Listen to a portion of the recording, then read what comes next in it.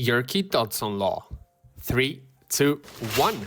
Hello, everybody, and welcome back to episode 317 of the Shower Podcast, the podcast where I'm in my shower and you do you.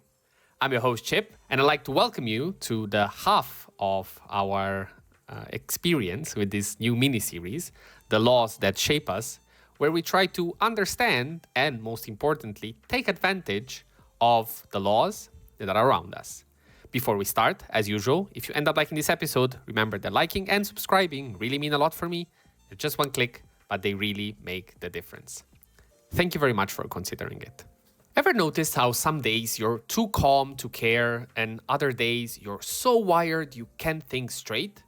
And yet, there's this narrow lane where everything just clicks. That lane has a name and it's a bit cumbersome, but hopefully, by the end of today's episode, you will be able to understand what it means. It's called the Yerkes-Dodson Law.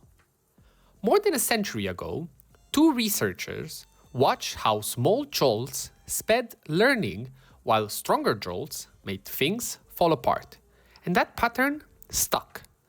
Performance rises as arousal rises, but only to a point. And past that point, it sinks. The trick isn't to chase maximum hype or total chill. It's to steer into that steady, alert middle where your brain has energy without noise, urgency without panic. Here's the nuance that gets lost when people treat it like a slogan. That inverted U-curve moves with the task in front of you. Simple, all-where-rehearsed work tolerates more buzz. A little extra pressure can even help. On the other hand, complex or unfamiliar work needs quieter focus. Too much arousal narrows attention, crowds working memory, and pushes you into tunnel vision. That's why a lively playlist can power a run, but the same tempo scrambles deep reading. It also explains exam jitters. A hint of tensions sharpens recall, but white-knuckle anxiety wipes names and dates clean.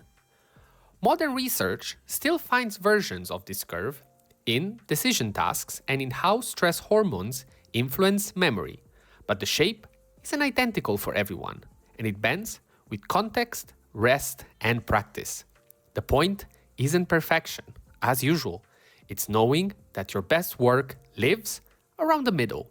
If you're drifting at the low end, bring the stakes to life. Define a real finish line. Set a short timer. Stand up for a minute. Sip a little caffeine. Or add a mild social commitment so there's a reason to show up. If you're tipped into the high end, bleed off pressure. Slow your breathing on purpose. Lower the sensory load. Shrink the problem to a single step. Or take a 90-second outside to widen your attention.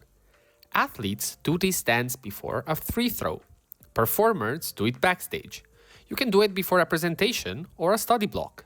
What you're tuning is arousal as a resource, not an enemy. You don't need to feel amazing. You need to feel ready. And readiness is usually quieter than you think, but louder than boredom.